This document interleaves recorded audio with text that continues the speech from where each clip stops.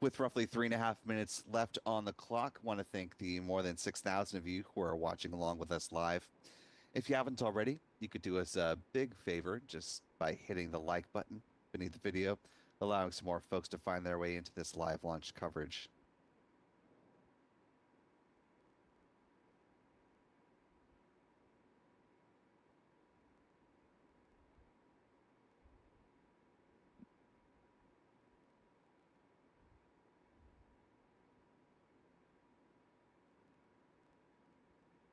Stage 1 LOX load is complete. Good call there. We're now waiting a similar call regarding the LOX tank on the rocket's second stage. That should be coming at about the 2-minute mark. Before we hit that point, though, I want to thank channel member Wolverine Warlord for being a member with us now for 23 months at the launch director level. Wolverine says the tour of the Space Center Houston is amazing.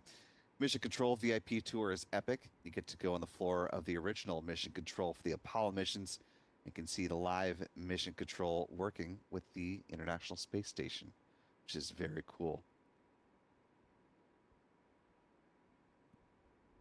Ironically, I've now been to the Johnson Space Center more than a handful of times on reporting trips. Still have not made it to Space Center Houston. The days have always just been too busy to take some leisure time out there.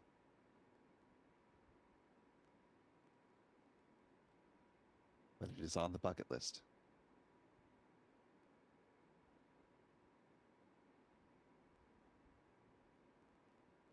Stage 2 LOX load is complete.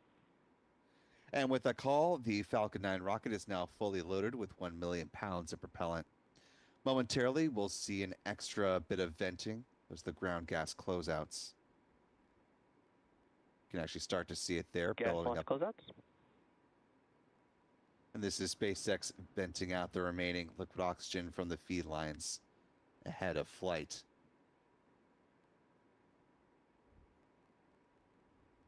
Quickly want to thank Mark for a $2 super chat and welcome in new channel member Matt joining us at the pad leader level.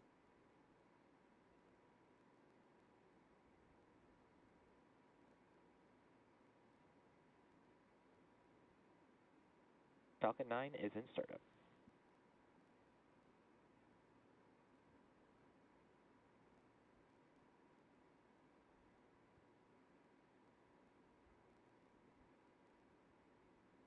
LD is go for launch.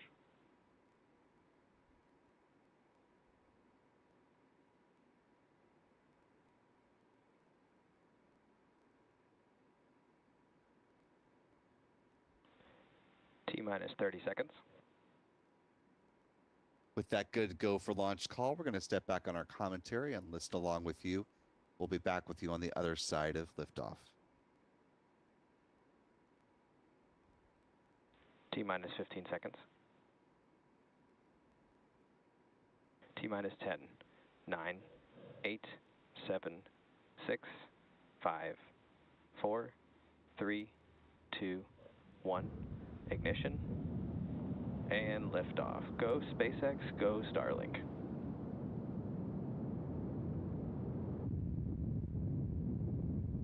Vehicle is pitching downrange.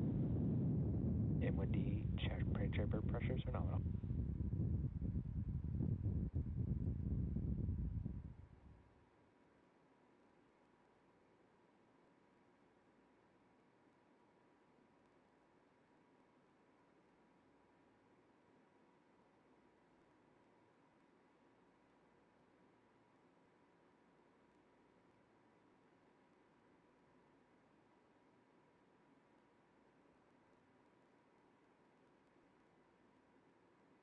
Power and telemetry nominal.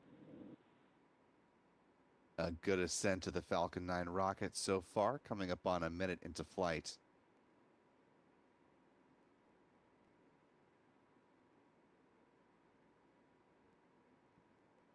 Falcon 9 is supersonic. Traveling faster than the speed of sound, the rocket is approaching max Q, the point of greatest aerodynamic pressure on the vehicle. Max Q.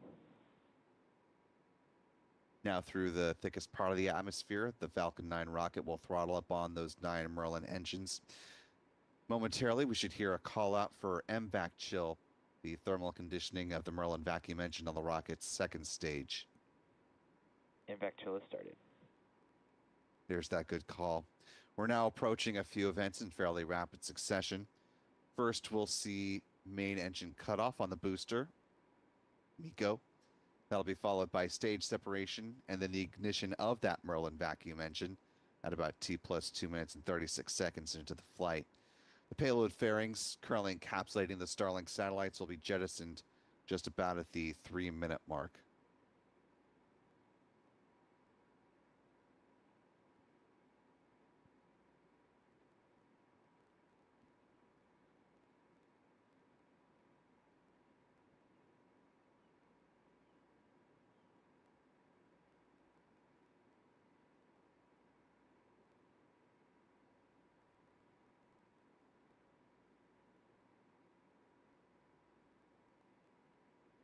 MECO.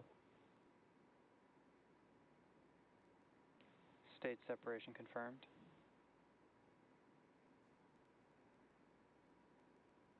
MVAC ignition.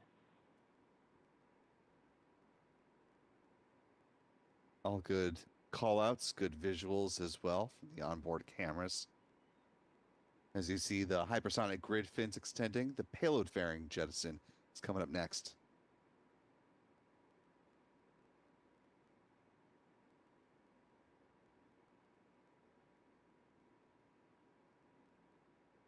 Fairing separation confirmed.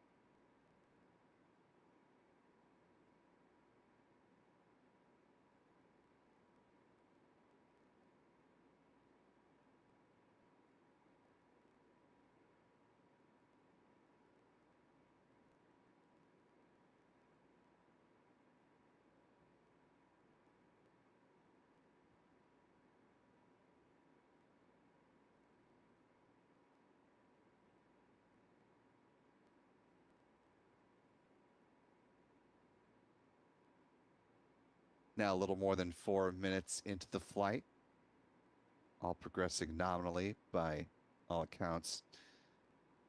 Coming up on our next milestone in less than 2 minutes, that'll be the start of the first stage entry burn, when SpaceX will use 3 out of the 9 Merlin engines at the base of the booster to dramatically slow that stage down.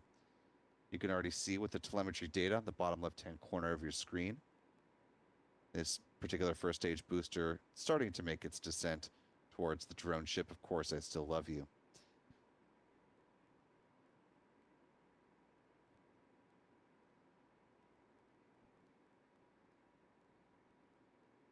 There's a good comparison of where the second stage is in relation to the booster stage.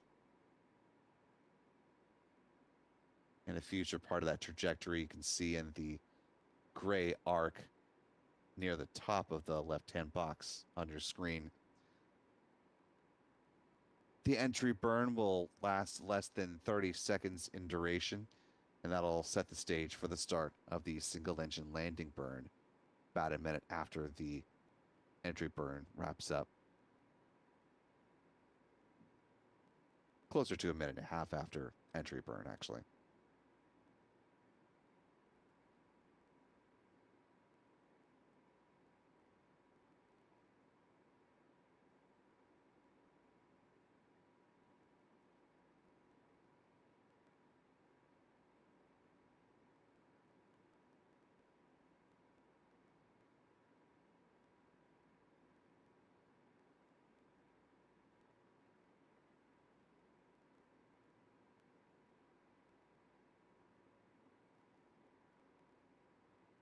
Coming up on the start of the entry burn in a few seconds. Stage 1 entry burn startup.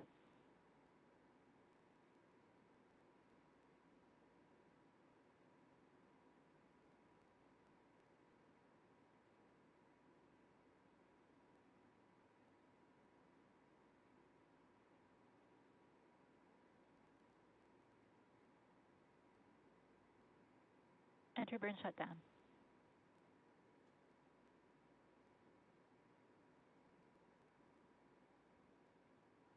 And with the conclusion of the entry burn, we are now looking to the start of the landing burn, which is set to begin in roughly 1 minute, shortly before the T+8 minute mark in this Stage 1 flight. FTS is saved.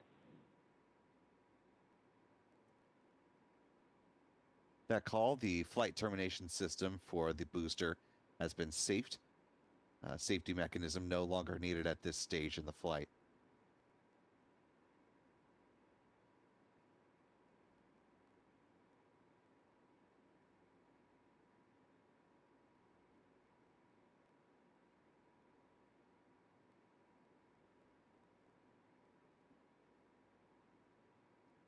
Roughly 30 seconds to the start of Stage that 1 single transonic. engine landing burn.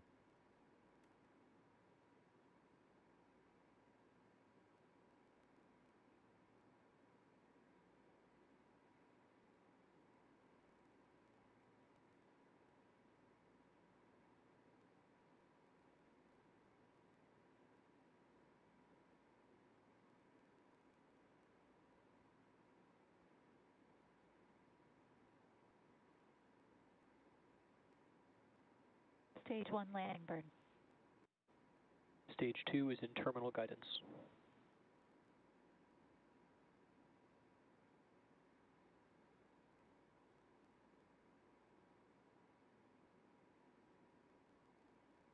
Stage 1 landing leg deploy.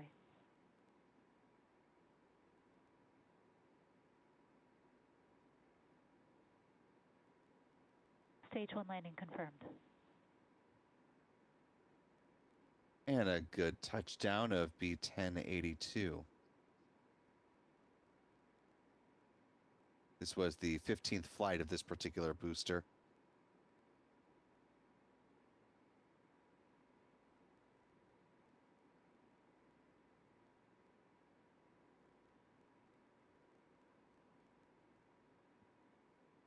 Some of its more notable flights previously included USSF-62, which was the launch of the Weather System Follow-on Microwave Satellite, the Department of Defense.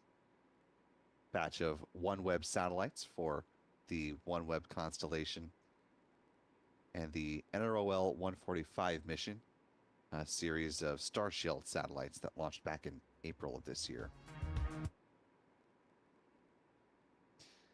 And with the upper stage concluding its first burn, it now goes into a coast phase at this point in the mission. And it'll cruise until about T+53 minutes and 44 seconds. At that point, there will be a roughly 1 second burn to help circularize the orbit. And then the Starlink satellites will be deployed at T+1 hour, 2 minutes, and 36